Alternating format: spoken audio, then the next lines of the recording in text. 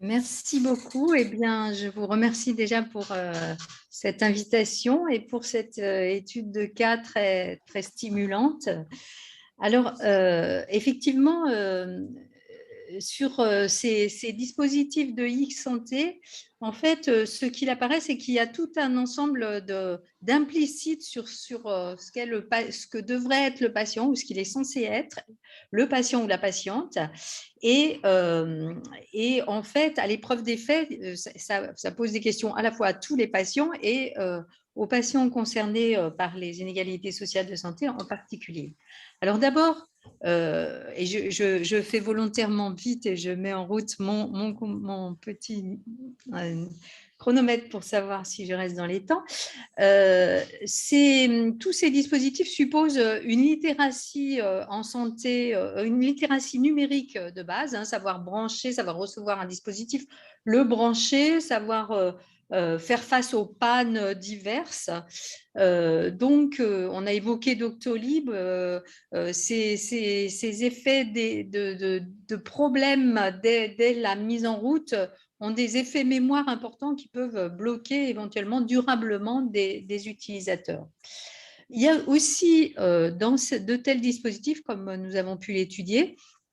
des implicites sur l'espace dans lequel va venir s'inscrire ce matériel, sachant que, comme cela a été évoqué par le premier intervenant, il y a ainsi une intrusion du médical dans le domicile, dans le chez-soi, et ce qui est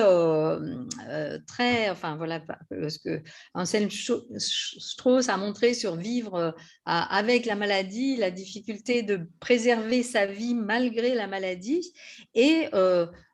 cette intrusion d'un dispositif médical suppose que l'on ait un espace, un chez-soi suffisamment vaste et configuré pour pouvoir, par exemple, comme le fait la personne dans l'étude de cas, passer le dispositif de son salon à sa chambre, hein, ce qui, dans un studio très limité ou dans d'autres configurations d'espace, n'est pas nécessairement possible. Sans compter les zones blanches, hein, qui amenaient certains des patients que nous avons étudiés à amener le matériel au fond de leur chambre pour que la connexion se fasse à l'heure nécessaire. Il y a aussi souvent tout un implicite sur les modes de vie. En l'occurrence, beaucoup de ces dispositifs sont conçus sur l'idée que les personnes concernées sont avant tout des patients, et que donc la maladie rythme leur vie, et qui plus est, quand il s'agit de personnes âgées, elles sont supposées avoir une vie extrêmement routinière, se lever toujours à la même heure, ce qui était loin d'être le cas des patients que nous avons rencontrés. Et donc,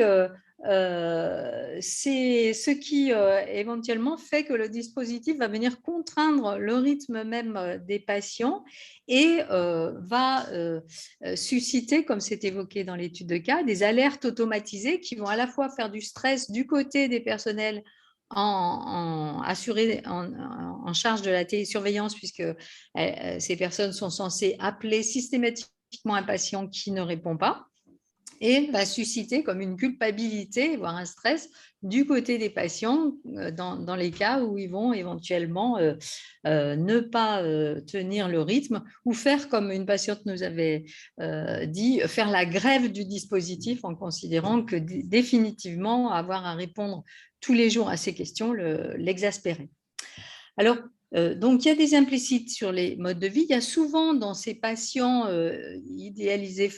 supposés par ces dispositifs, des stéréotypes de genre.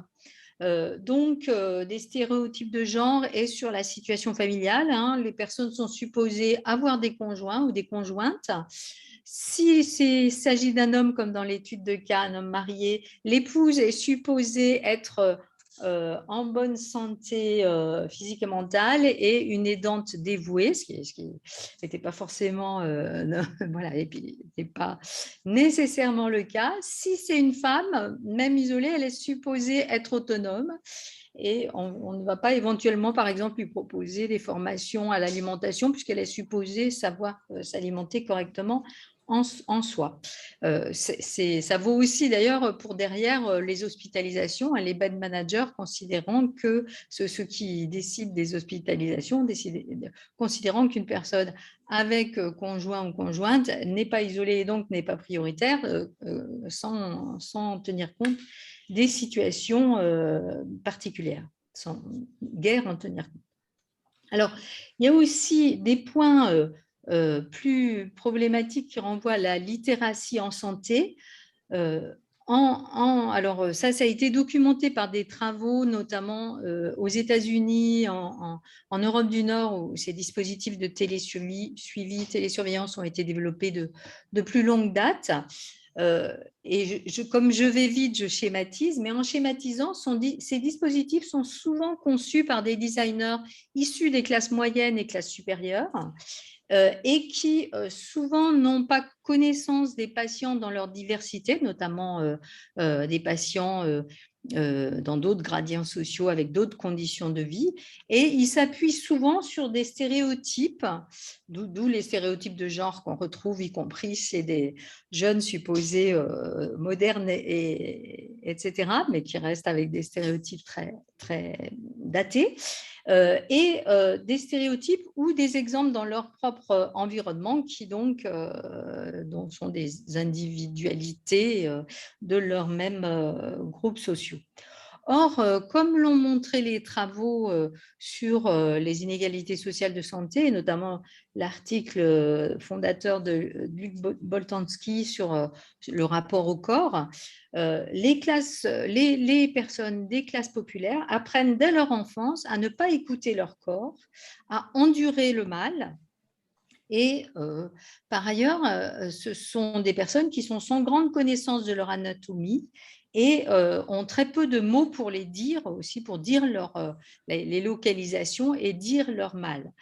Donc, ce qui, là aussi je vais vite, s'exprime, est tout au plus exprimé par une fatigue, éventuellement une grande fatigue, comme dans un travail que nous faisons actuellement dans le cadre d'un programme pour l'IRESP, où un patient atteint d'un cancer très avancé n'avait réussi à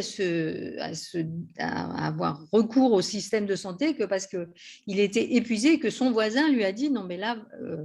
vous êtes dans un état tel qu'il faut avoir recours à un médecin ». Donc, d'où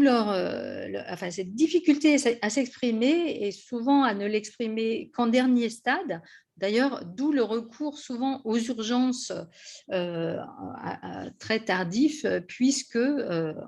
apprentissage de l'endurance et apprentissage à ne pas dire. Or, ces dispositifs supposent un travail d'autodiagnostic, de se constituer soi-même comme sentinelle de son corps selon les formats des soignants qui sont très éloignés de ces patients. Donc, on a le risque avec de tels dispositifs de e-santé qui auraient éventuellement une tendance naturelle à la polarisation, et là aussi je schématise pour aller vite, c'est-à-dire on pourrait avoir, ce qu'on observe, c'est des patients de classe moyenne ou classe supérieure qui savent utiliser ces dispositifs, comme on l'a vu pour le vaccin aussi, qui sont demandeurs de tels dispositifs, qui vont en plus envoyer des mails, qui vont téléphoner, donc qui vont en bonne part monopoliser le temps des personnels en charge de ces dispositifs à distance. Et par contre, des patients de classe populaire qui sont très respectueux du temps de ces soignants, qui n'osent pas exprimer de malaise intermédiaire et qui vont disparaître des radars et pour certains mourir très silencieusement, tout en ayant l'impression d'être suivis par le dispositif. Alors, dernier point, ces dispositifs-là, il était question d'un dispositif de télésurveillance non médicale, mais en fait, les frontières avec de la médecine sont floues, puisque, en l'occurrence, c'est tout un ensemble de données sur l'état de santé des patients qui sont collectées. Ce qui pose des questions, y compris juridiques de responsabilité. Alors, sachant que les dispositifs de e-santé sont caractérisés comme tels dès lors qu'on utilise du numérique, mais postulent que, considèrent que le téléphone n'est pas une application numérique assez moderne, et donc que quelque part, la présence de soignants n'est pas indispensable. Or, ce que montrent nos travaux, ainsi que tout un ensemble d'autres, y compris ceux par exemple ceux d'Alexandre Mathieu, Fritz, etc., que je n'ai pas le temps de citer, ces études montrent qu'il faut construire cette adhésion et cette confiance des patients, et que cette construction, elle se fait par des relations qui sont instaurées au fil d'échanges avec, là en l'occurrence dans ce qu'on a étudié, des infirmières à distance, et ces personnels, ces infirmières, développant tout un ensemble de compétences pour savoir lire entre les lignes, savoir éventuellement rééquilibrer et compenser ces effets de captation d'attention entre patients, et essayer de faire dire à ces patients à très faible littératie en santé, dire ce qu'ils vivent. Et donc, ça peut être d'autant plus problématique quand on est dans cette frontière entre dispositifs de télésurveillance et les médecines, qu'en l'occurrence, quand ces dispositifs s'affichent comme télésurveillance, ils vont, pour des questions de responsabilité juridique, renvoyer sur le patient la nécessité d'aller consulter, dès lors que des indicateurs sont mauvais, d'aller consulter auprès des médecins,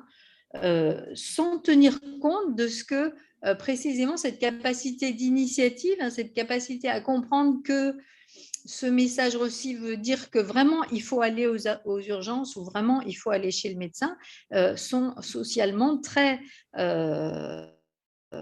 diversement ressentis, et vont éventuellement amener là aussi à des pertes de chance de la part de patients qui pensent être pris en charge dans la totalité, alors qu'ils n'ont pas compris que c'était uniquement sur certains indicateurs et avec des recommandations éventuelles. Donc, je conclurai sur cette importance d'interlocuteurs soignants, compétents et dans la continuité. Ça rejoint la notion d'engagement humain dont parlait Emmanuel Hirsch en début de cette journée. Et je rajoute cet engagement organisationnel, c'est un dispositif organisationnel qui soit prévu pour assurer cette continuité et éventuellement ces formes de discrimination positive auprès de ces patients, alors même que je finirai là-dessus, dans cet univers de la e-santé, l'horizon souvent promu est souvent celui de dispositifs qui n'auraient plus besoin de soignants, qui serait le plus automatisé possible, où les patients pourraient échanger entre eux leur savoir sans autres intervenants plus compétents en la matière. Je m'arrêterai là.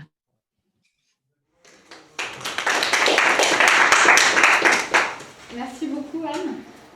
Merci d'avoir montré déjà dans quelle mesure ces dispositifs sont porteurs, comme tu le dis, d'implicites et traduisent déjà en eux-mêmes des inégalités. Et tu as évoqué la figure du designer, donc ça me fait une parfaite transition pour laisser la parole à Nawal Bakouri et Natacha Varese-Arblo, qui sont donc designers et chercheurs en design et qui pourront nous en dire plus peut-être sur ces stéréotypes ou ces a priori